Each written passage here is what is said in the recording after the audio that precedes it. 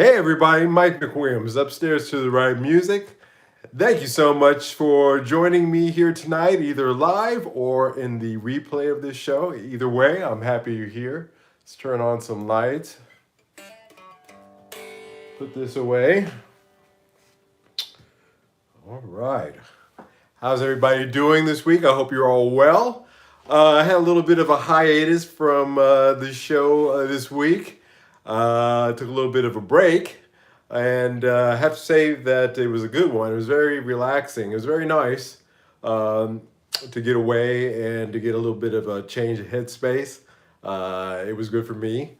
But I saw some interesting things this week that is going to be the content for the next week or so. A lot of stuff that I found interesting. Particularly, I went to Veenendaal. And Veenendaal, not too far from the border with Germany, has every year had a vintage guitar show. And it's kind of a long story. Back in March of 2020, I came here specifically to attend. They do it twice a year, once in March and once in September. And I came here specifically that March of 2020 to attend that live show, that vintage show. And unfortunately, that's when just all hell broke loose. And I think it was that weekend I was there. It was like maybe 3 days away, 4 days away, and just saw on the net from the apartment that I was staying at that it was just canceled. So I was heartbroken. Especially I had brought some stuff with me to try to trade. So yeah, that ended up being a little bit of a bust there. But finally, 2.5 years later, they've finally had their first one. And so I made the trip down there to check it out. And while I was there, I picked up, I'll talk about it a little bit more here in a minute, but I want to start out talking about this new pedal that I got. So this is a Fender 65 Deluxe Reverb amp. It's another amp and a pedal, amp in a box. And as you guys know, I really love these dearly. And I've been curious as to what the sound of this one is. They are asking ridiculous prices for these used on Reverb because they're discontinued. This was produced between 2007 and 2013. And so they don't make them anymore. But I've always been curious about what the Fender sound is. As you know, Fender amp with a Les Paul. That's kind of the sound that I like, that I gravitate towards. So if it's a Fender in a box, I'm going to check it out. But as I said, the prices on these have been outrageous. So at that vintage, the guitar show that I went to, there are, as you can imagine, also a lot of pedal vendors as well. And I was able to pick this up for a very reasonable price and check it out. So interesting thing about these, so they discontinued making these.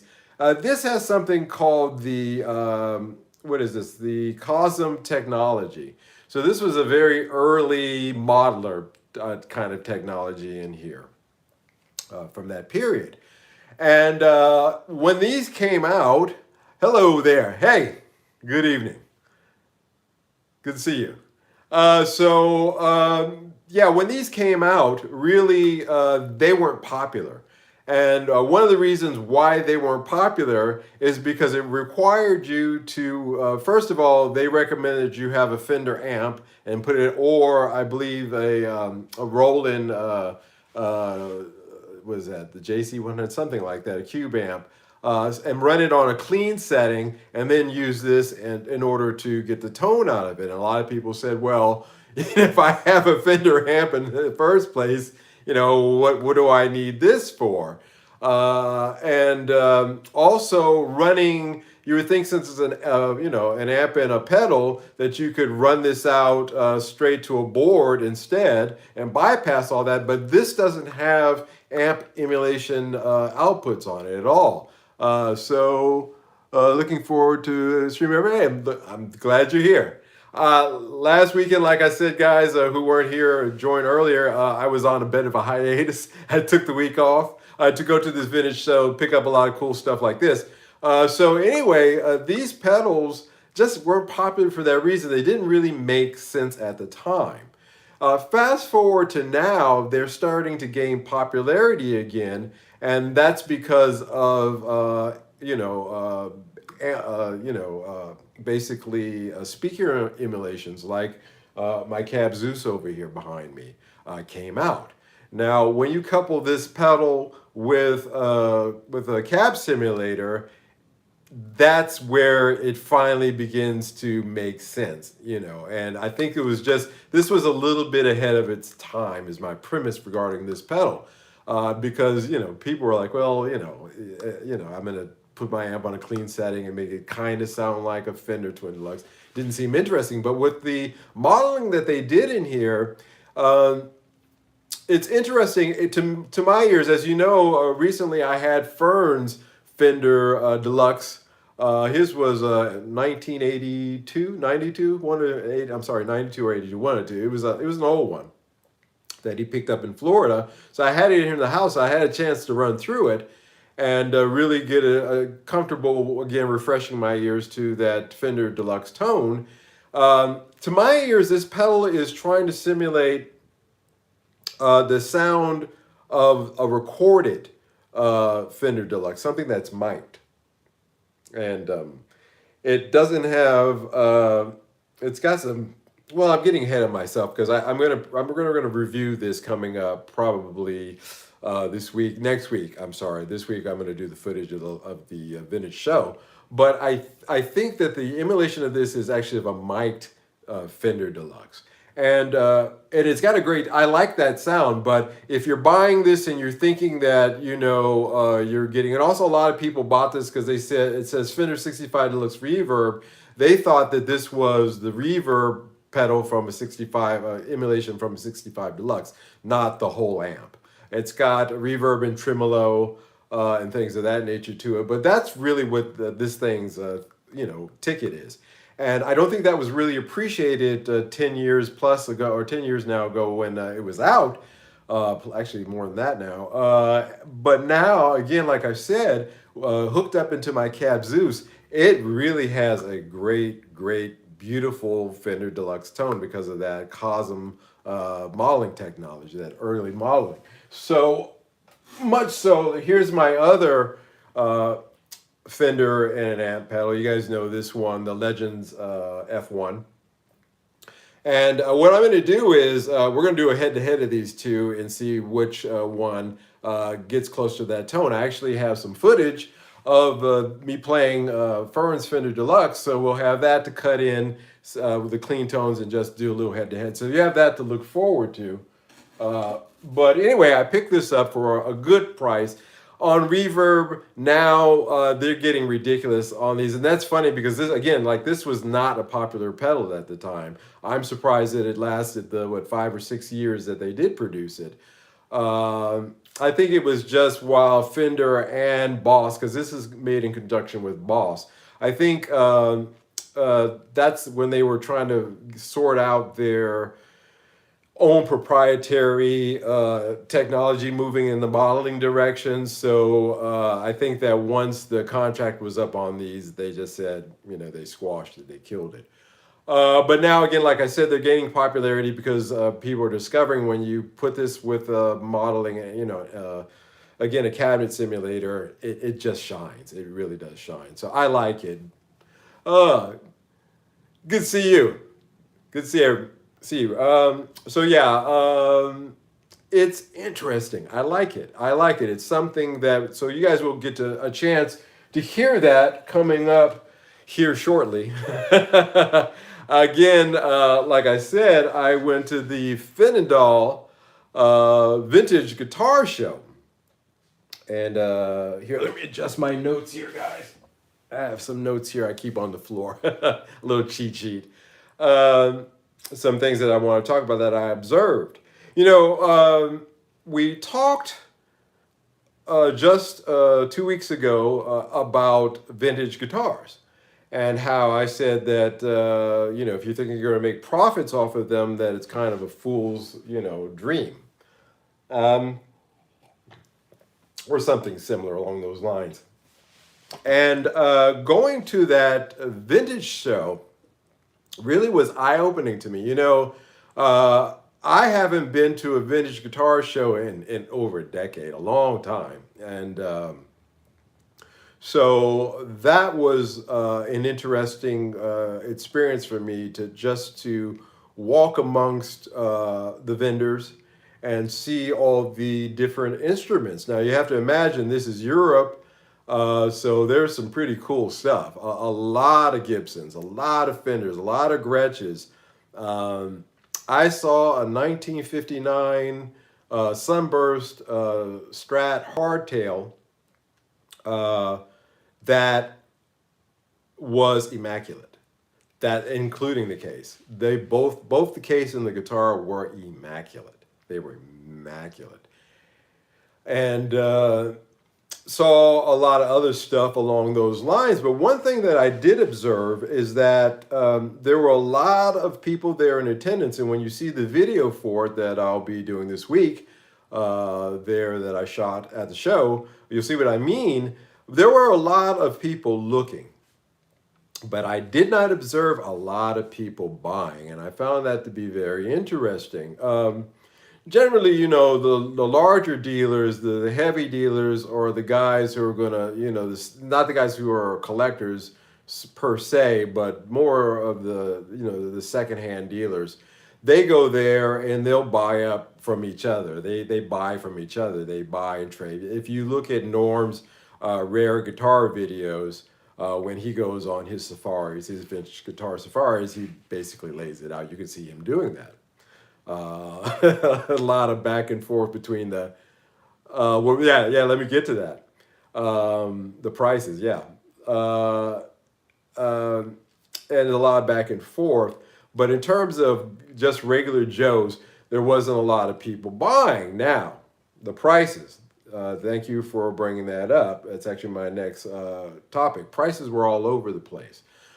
I saw three 1955 Gibson Les Pauls, P90 Les Pauls. All of them, to my eyes, were in the same condition. They all had, to various levels, checking.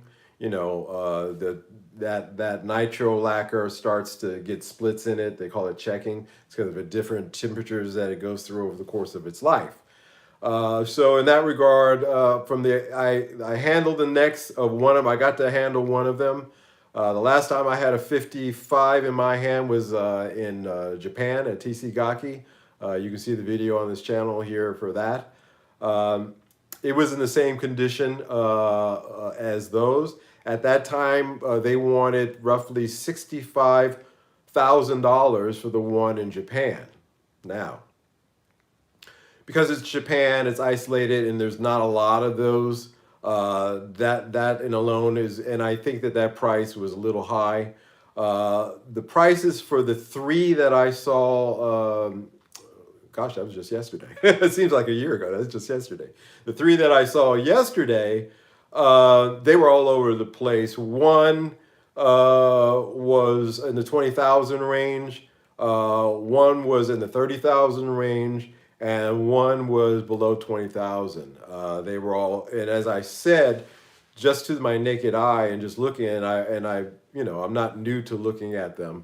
Wow, imagine that. Wow, I never thought that I would get to this point where I have some of experience with 50s Gibsons now under my belt, including Les Pauls,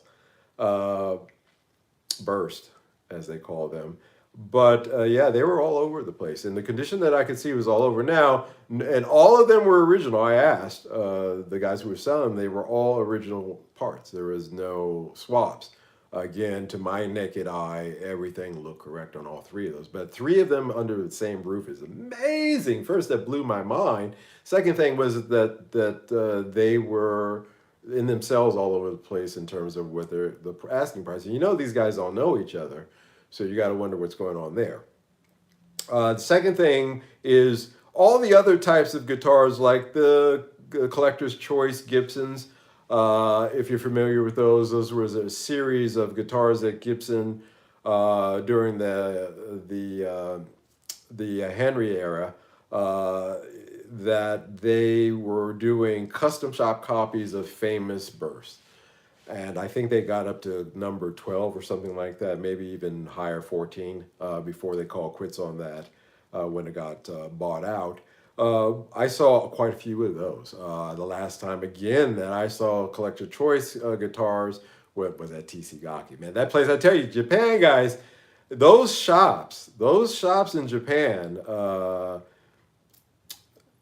they're as good as going to a venture. I mean, they'll cover you whichever you're looking for, and it's not as, I'm not saying, it's in the States, like at Norm's or some of the other shops that I've been to on Ventura Boulevard, it's not as they have them, but I don't know, it's weird. It's almost as it's not a really big deal is what I'm saying. It's not something that's really like, wow, like a museum piece. It's not all glassed and boxed up and keep away. It's like, yeah, here it is.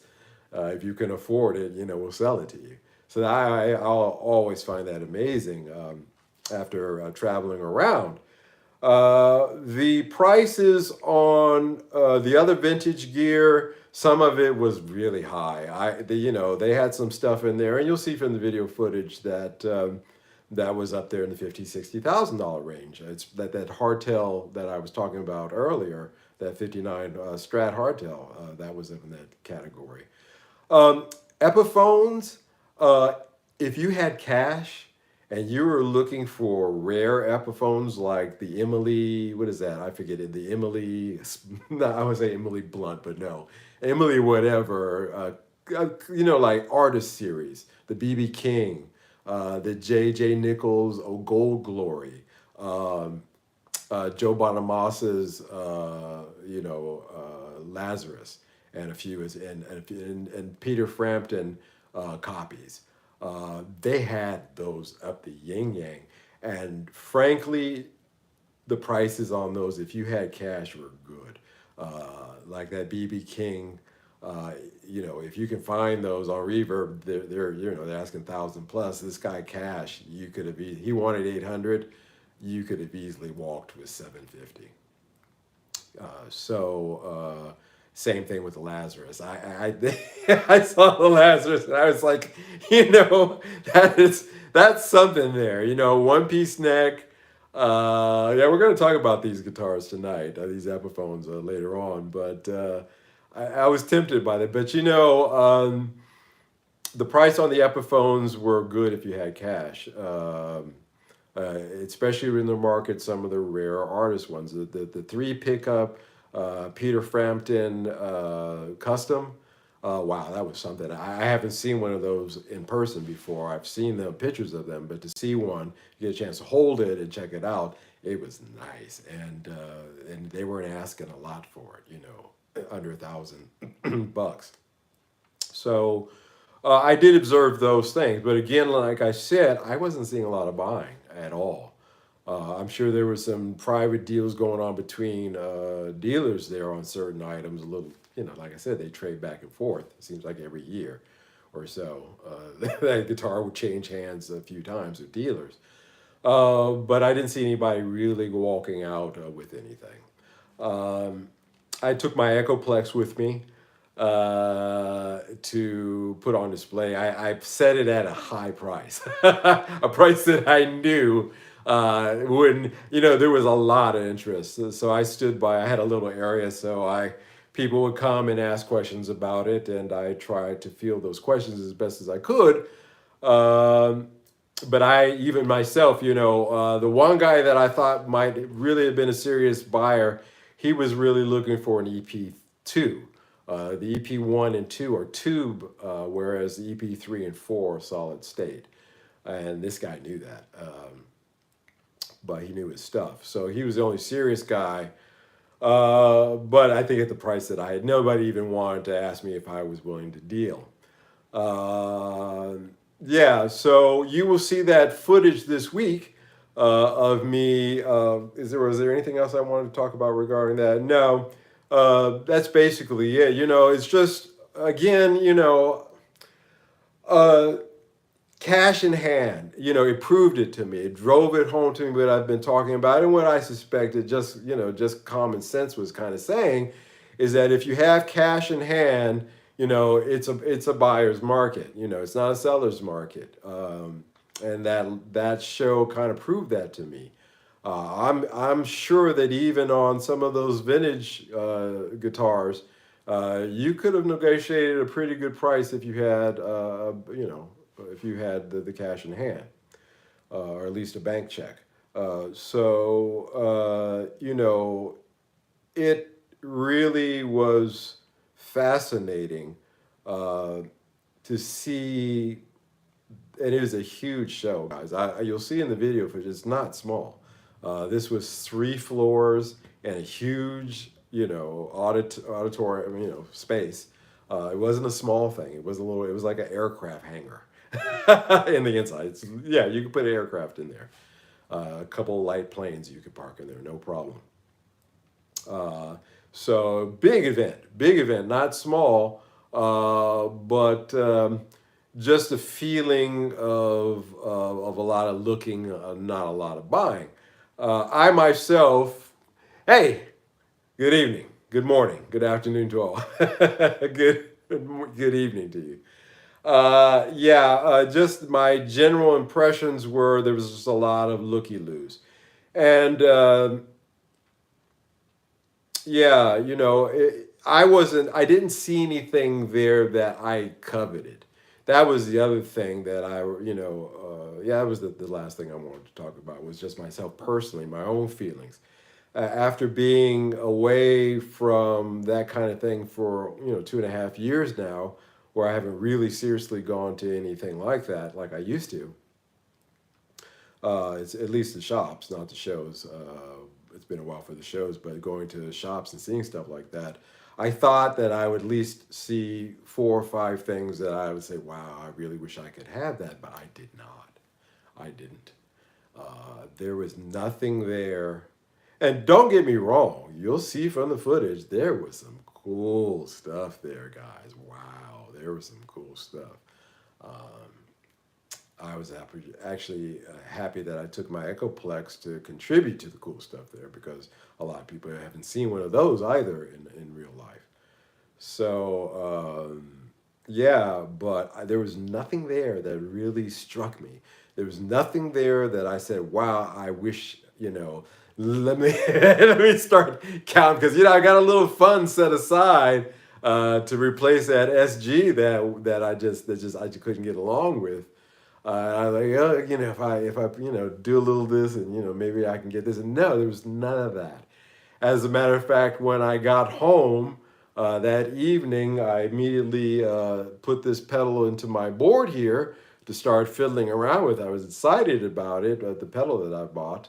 For you guys who just came in, this is the one thing that I did buy, this Boss and Fender joint venture Fender 65 Deluxe Reverb amp in a box. And I was playing this guitar right here, I have next to me. You guys know this one, the Epiphone 59.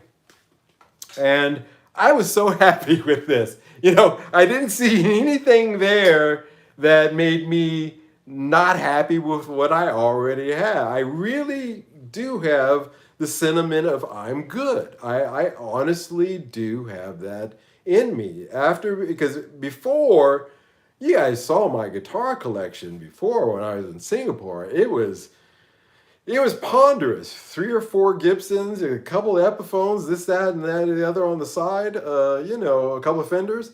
It was ridiculous. Because I would go to shows like that, and inevitably I would see something, and I would say I've got to have it. But no, nothing. The only thing that came close was this made in Mexico Fender Telecaster that was a walnut body, I think it was, or something like that.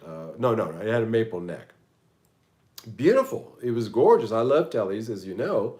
But you know, it just, you know, and they only wanted 800 euros for it, or roughly $800. I was like, you know, I'm holding out, I'm saving up. There is something I do have in mind, and there was nothing there that beat that in my mind. That's the other part of it. There is a guitar I have in mind that I am aiming for. I went to a guitar show recently in the UK. Lots of great people, but not really deals being done, and nothing that I saw that. Yeah. You know, same with me. I had the same sentiment. I really was there looking around. A lot of great stuff, a lot of cool stuff, a lot of stuff I've seen at this point before. They had Brian Seltzer's Gretsch, the copy that they made back in the early 2000s. I hadn't seen one of those since the Guitar Center in Hollywood. I was like, well, that's that guitar. Because I remember when it came out, I just happened to be in LA at the time. And I saw it, and I saw it for the first time in, was it, coming up on 20 years maybe. And saw there they had one. They're rare, and they were asking a pretty premium for it. Cool stuff like that, you know, but nothing that made me, you know, say, hey, you know, I've got to have this. I'm really good. And that's a good place. Pedals are a different story. I did look at a couple of pedals, and I ended up buying this one. I'm always in the market for amp in a box pedals. If it's on my list and I see it somewhere and it's at a reasonable price, I'll get it. These right here, as I said, these things are going, you know, $200 they want for these and up on Reverb. It's ridiculous. That's not even including the shipping. And it's not, don't do that. This thing, you know, I'll do a little spoiler before, you know, the head-to-head I'm going to do here with the F1, but this is 120, whatever it retailed at is pretty much what it's worth. It's old, so it's got its limitations. What it does really well. But it's not, you know, it's a one-trick pony. You know, as a matter of fact, you see my settings, I worked on it. That is a setting to get the Deluxe Reverb sound. I will not touch the settings on this pedal ever again because that's it, you know, and that's all it does. To spend 200 or 300 or 400 or 300, I saw on one of those, is ridiculous. Don't do that. But I got it for 125. Yeah, 125. All the cash on the spot, and I'm not sorry. I actually like the tone of it, but it's a one-trick pony. So again, just because it's discontinued doesn't mean spend the money. And the dealer there, the pedal dealer, he knew his prices.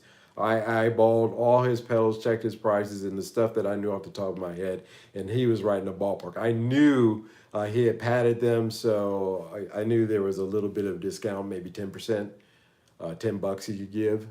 Everything seems to be just a little overpriced at the moment, and some prices really right now. Again, Mickey, it really depends on stuff. I saw stuff there, especially on some Epiphone guitars that I consider to be of worth. The artist signature ones that I saw, that they were asking reasonable prices. But then there was, again, amongst those 55 Gibsons that I saw, there was 3 of them. That price was all over the place. And all of them said they were original. To my eyeball, they looked original because it's not the first ones I've seen. Again, the same checking on all of them. They were just all over the place with the prices. So it's weird. We're in a weird zone. But again, I think that if you have cash, I think a lot more people would be willing. Of course, you know, you're going to ask for the most that you can get. I put up one of my vintage greenbacks up on my Reverb page for sale. And I sent it off to that place in Van Nuys that I have my speaker. These guys, they do it for rock stars. They do it for Aerosmith, a lot of guys. These guys are big time repair guys, amp repair guys, and they fixed the cone, the original Pulsonic cone for me. But even with a repair on it, it's not going to get the premium of a pristine one. However, it will still draw a bit of money for it. But I highballed. I know that if there's a serious buyer on it, he's going to know the real value, taking that into account. So I figure a lot of that I saw yesterday as well. Just to throw that, because doing the same thing that I do, I figure. So there's that. Okay, guys, let us move on to another. I am a member of a couple of forums online. Um, you know, and Epiphone forums I'm a member of. And there's a forum that's having a thread of discussion about these Epiphone Les Paul 59s. As you guys know, this is mine. Oh, by the way, I don't know if I showed you this, but this is the replacement bone nut. So this is the bone nut that I had Fern cut. I think we talked about this a few weeks ago. So he custom made this nut to fit my string, because like I said, I have a very odd string custom gauge that I use.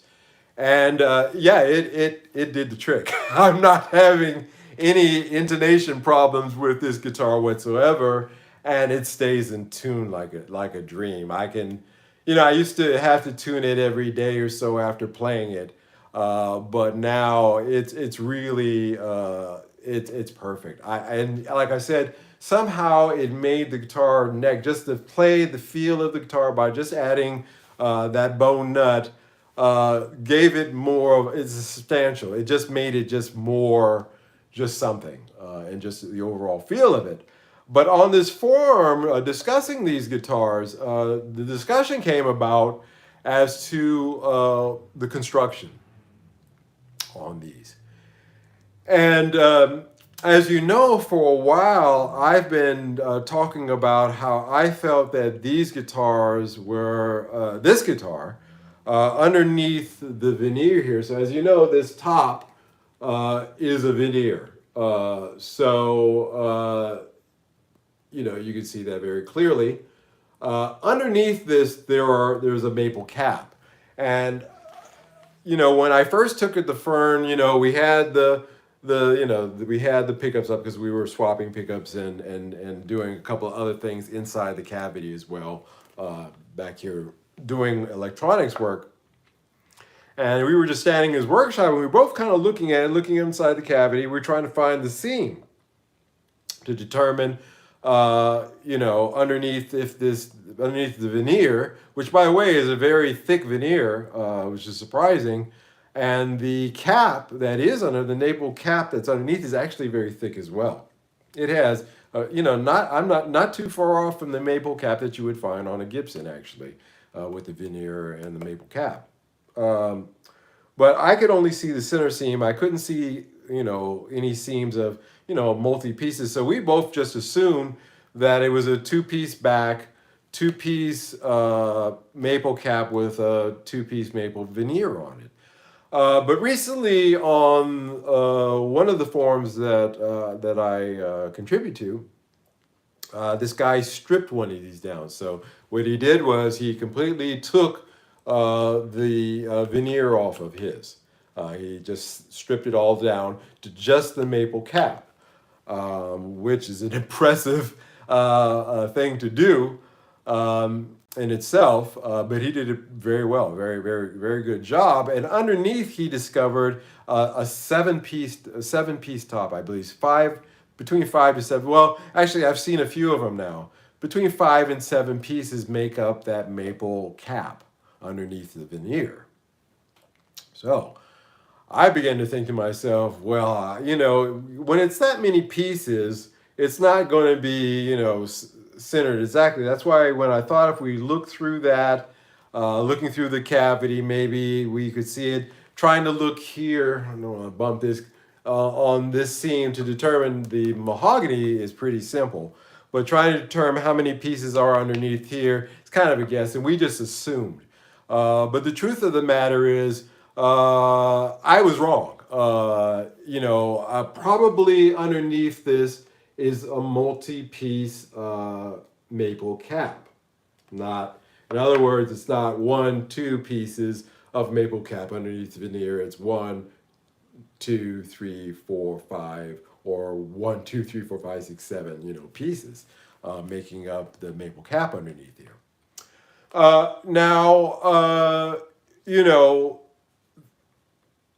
Shortly after I read that thread and got talking about it, And everybody said, "Are you sure, Mike?" You know, I said, "Well, maybe I'm not as sure as I thought." You know, talked to Fern about it. We both came to the conclusion, whatever. It's still a great guitar. So no, probably like I was. The point of all this is that I was probably incorrect. Probably underneath here, not probably, more than likely underneath this veneer, there's a multi-pieces. Whether it's 4, 5, 6, or you know whatever, it's hard to say unless I strip that veneer off, and I won't be doing that. But it got me into mind also that that is not a bad thing. In 1968, Jimi Hendrix went to the Fender factory. It's a full thickness maple cap made from several pieces with a great looking veneer till steel. Yeah, exactly so. Yeah, it's a full cap. That's for sure. That, you know, it's a full cap. So, you know, a lot of these, and then some of the Japanese ones, the cheaper Japanese Les Paul copies, even, you know, with some of the earlier, you know, not this Epiphone, some of the other Epiphones, you're not going to get a full maple cap like you do on these guitars, which is one of the reasons why I love this thing. Long neck tenon.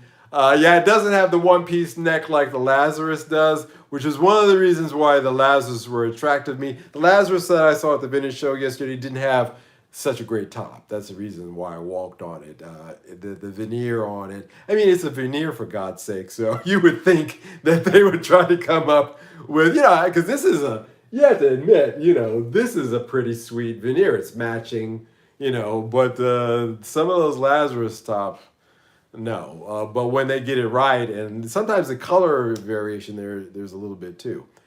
Some of them have a little bit more mustard in it. And this one is one of those ones that had a little bit too mustard in the coloring, if you know what I mean, if you can imagine.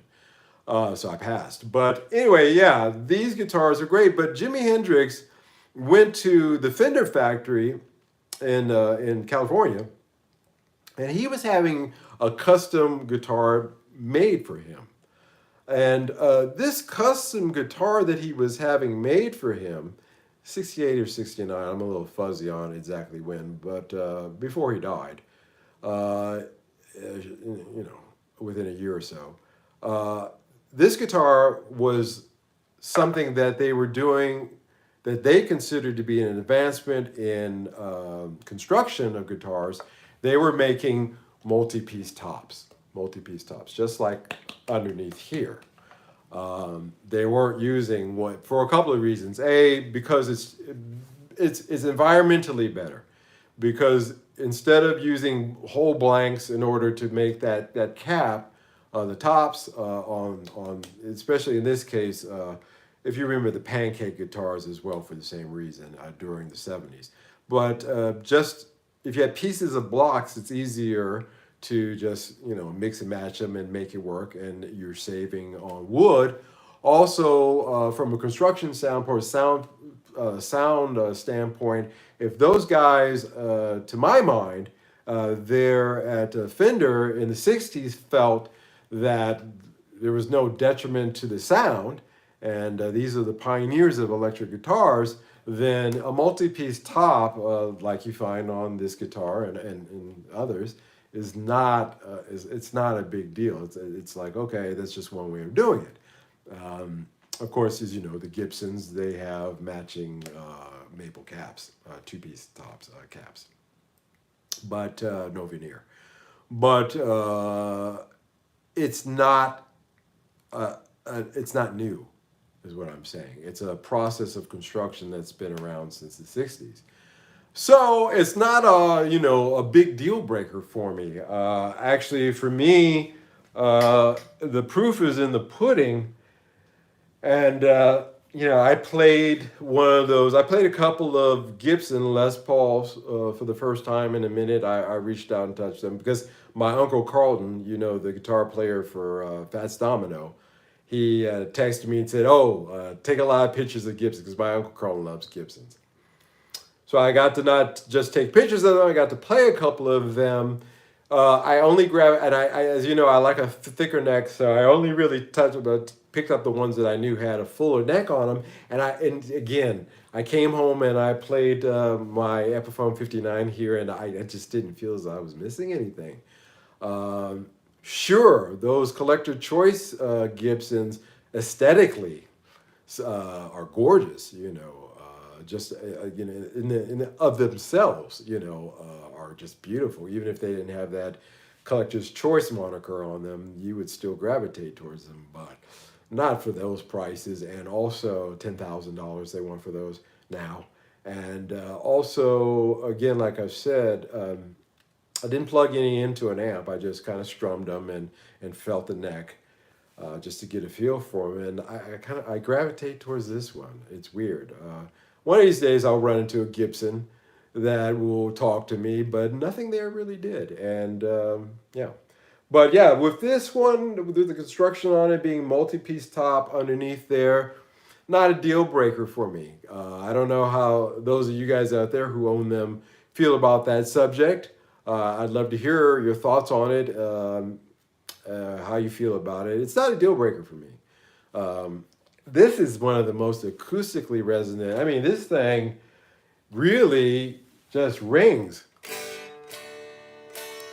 And, it just holds and sustains, for a long time. It's just really just something. And again, it's why I came home yesterday and I didn't have the feeling that I missed out on anything. I said, actually, and you know what, guys? Interesting enough, all the Epiphones that I did see, I didn't see one of these there. Not one. Not one. I saw a few the 50 standard Epiphones, 60 standards Epiphones. Didn't see any Epiphone SGs at all. Saw very few Gibson SGs there. Tokai and some Bernie and a couple of the other Japanese copies. Didn't see very many SGs there. And I was looking for SGs as well. That was something that I was in the market for yesterday. But I didn't see any Gibson SGs. There's very few there. I found that interesting too. But I didn't see one of these Epiphone 59s. Not one. Zero. And I thought I would see at least one. Why that is, I don't know. I saw Lazarus. I did see that. I was glad to see that because that was my first time seeing one, and get to hold it. It's the same as this guitar, the same feel of the neck. Weight, I don't know.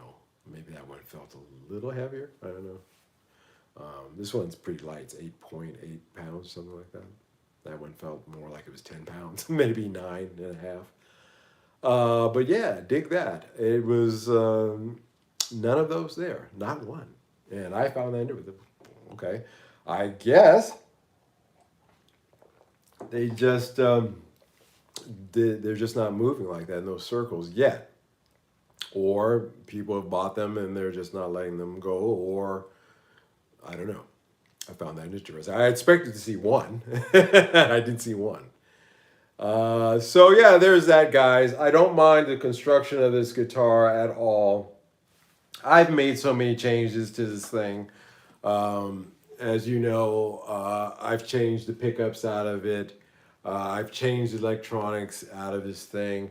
The nut is cut specifically for this guitar. Basically just set up, to perfection. And I really can't see myself.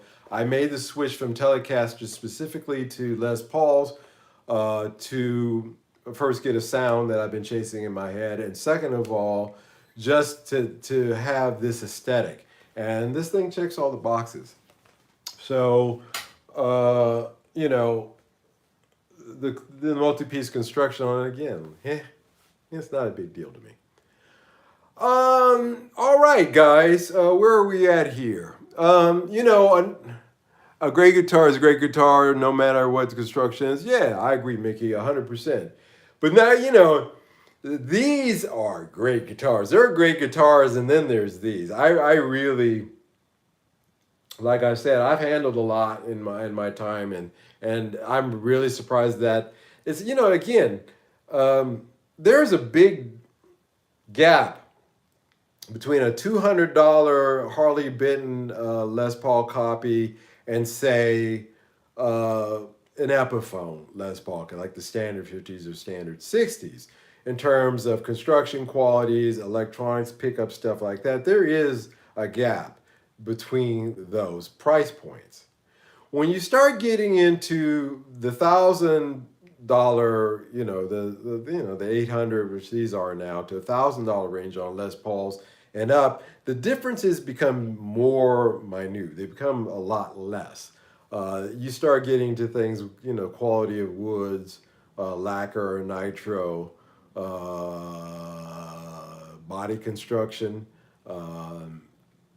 and if it's shooting to be historically accurate, what is the price extra point on that? And with these guitars in this range, you're really going to go through some Gibsons, you're going to go through some Epiphones, and it really comes down, it has nothing to do with what's on the headstock.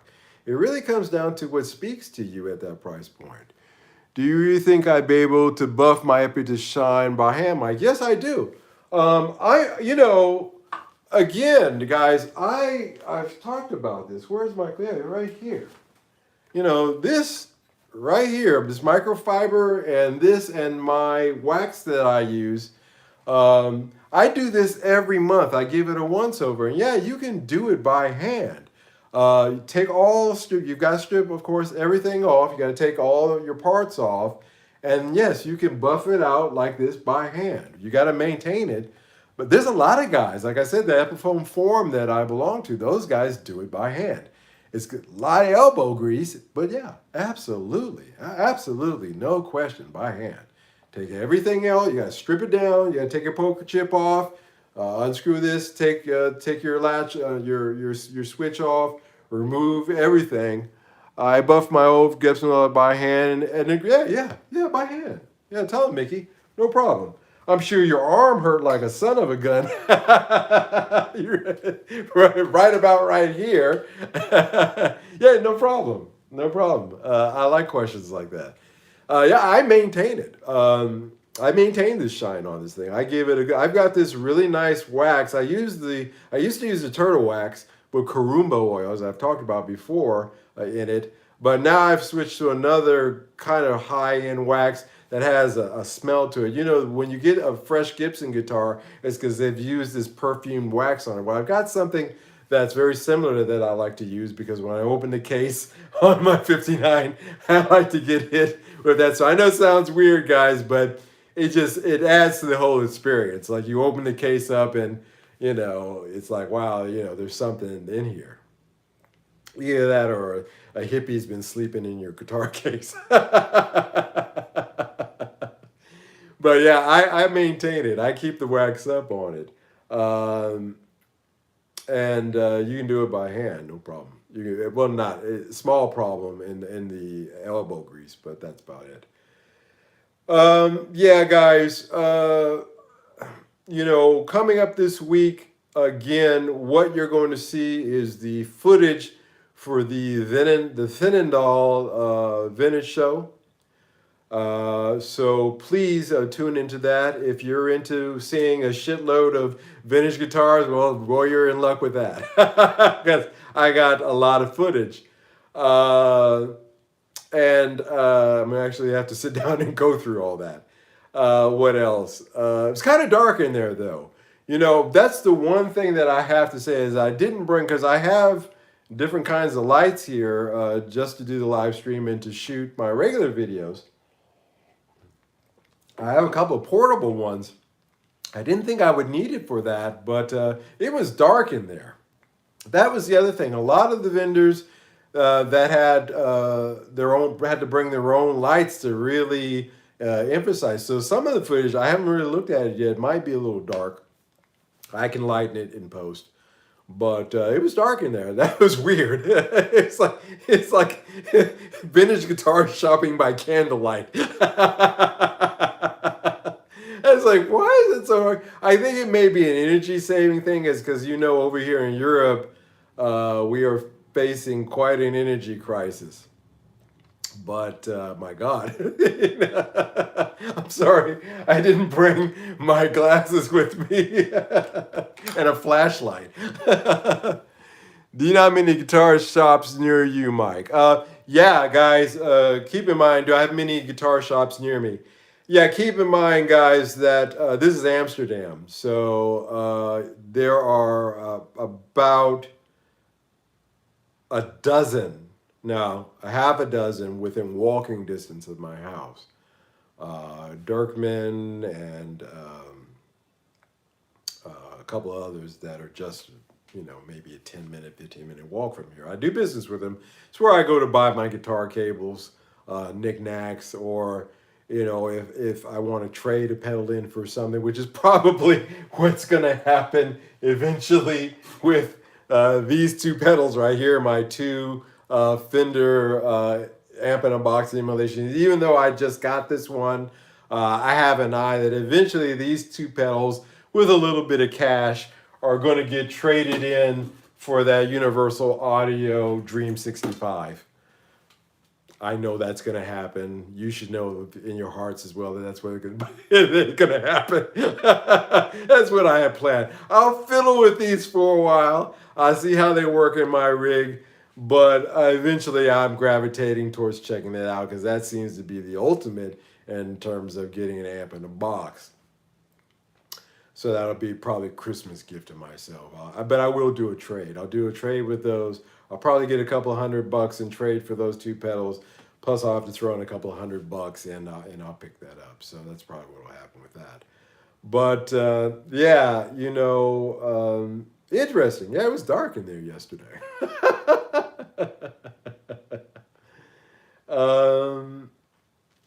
Anyway, guys, was there anything else? Any other questions? I'm sorry, did I miss anything there while I was ruminating? I really do appreciate those Dream 65 are expensive pedals. $399. $399 retailing right now, which, for what you're getting with those from the specs, I haven't actually seen one. I hope to have seen one yesterday, that somebody might have one, but no. Had a lot of other cool effects and pedals, but none of those. For what you're getting, I think it may be kind of worth it. At the end of the day, like I said, my jam that I've learned is humbuckers through a Fender amp. That's the tone that I like, and then I branch off from there. But that covers everywhere that I like to go sonically, I've discovered. So I think that those UA boxes are the best thing on the market. This right here, guys, is the predecessor of that. This Cosm technology that Boss had at the time was, again, the early form of that pedal. This literally is, as you can see, Fender 65 Deluxe. This is the predecessor to their Universal Audio that just came out. So what is that, 2007 till 2022?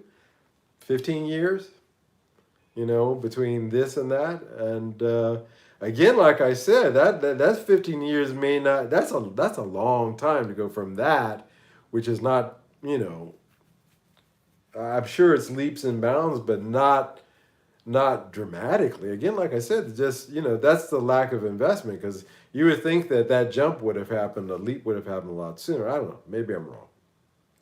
But that's how it seems. So coming up this week, you will see the footage for the Veenendaal show. So you stay tuned for that. Next week's show, after next week's live stream, so I'll announce it again. I'm going to A and B this F1 pedal against this Fender Boss pedal. And then we'll see where life takes us from there. We're coming up on Halloween. I can't wait for the end of next month, so a month from now, 4 weeks from now, for that live stream, because that one is going to be just my on-the-road ghost stories. All the weird crap that I saw traveling this world. I literally have lived all over the world. If you map my movements, I've lived around the globe at different points at different times, different periods of time. And you got to imagine, going around and getting to places and seeing a lot of experiences, a lot of things that I saw. you know, let's put it this way. I gained a healthy respect for the supernatural. And I'll leave it at that. So that's coming up for our Halloween show. So we'll do that for the Halloween show live stream. What else? A lot of fun stuff. You know, I like to keep it interesting on this channel. I appreciate the support that everybody has given me, not just on these live streams, you guys showing up like this, all you guys being here, but also on the regular weekly shows. You know, for YouTubers who are in the low numbers like me, 1,600 I'm at subscribers right now. It's not huge. Or another guy I know who started out at the same time, he's at 2,000, 2.2 something, a little ahead of me. He started a little earlier. But we're all pulling the same kind of numbers in terms of views on our shows, our weekly shows, the stuff that we put together and, you know, try to professionally present something entertaining. Those numbers are low. It's the guys, the Red Shaws, the Rick Beatos, you know, the guys like that. Those guys, you know, once they go in, they're pulling big numbers. But a lot of guys at my level, Three Chord Dave, a guy that I really like, you know, it's discouraging to him that the numbers haven't really, and the subscribers are really off for him as well. Actually, in my case, my subscribers are doing well. I'm averaging about the same amount. So it's not slacking off. It's a slow burn though. But by you guys showing up to these live streams, like for me and guys like Dave, you know, we don't have big numbers, but supporting us and a lot of others that you guys watch and listen to, it really means a lot to all of us. You know, I can't speak directly for those guys, but there's sentiment. Hey, Mickey, thank you. I appreciate it. But the sentiment is because, you know, it's tough. You know, for the Veenendaal show, I'm going to sit here, you know, and it's going to take a couple of, you know, I've gotten pretty quick though. I have to admit, after 200 plus videos and doing this after a while, thank you, Mickey. I appreciate that. Thank you. God bless. I've gotten pretty quick where I can edit and render and get it together in a couple of hours. The Veenendaal show, because there's a lot of footage, and I'm going to determine what's viable, what's not, what's interesting, what's not, to edit it down, because nobody wants to watch a half-hour video. But that takes time. And at this level of viewership and numbers, that something like that, I'll pull a couple of hundred, I'll get maybe, if I'm lucky. It's not a lot of money in it. So you're really doing it out of love. So, and which I do. I really enjoy just sitting here, even if I appreciate the tips and the things like that you guys do, but I really like being here. I honestly do. And I don't mind putting a couple of hours work in to present you with stuff that I find interesting. It's on the internet, it's on YouTube, so theoretically, unless my channel gets hijacked and taken by unscrupulous people, which happens, by the way, to people's channels, they do get hijacked. It'll be there as a record for people down the line to see, to enjoy, and to possibly learn from. And so, you know, I'm not just doing in that regard, but I'm also, we love talking about gear. Yeah, I love just sitting here talking and sharing these things. I wish I could have live streamed yesterday from the vintage shows, that you guys could have checked that out. That would have been it, but just it wouldn't have been possible. It was really dark in there. So I really regret not bringing one of my small lights, but I think the footage is okay. I'm sure it is.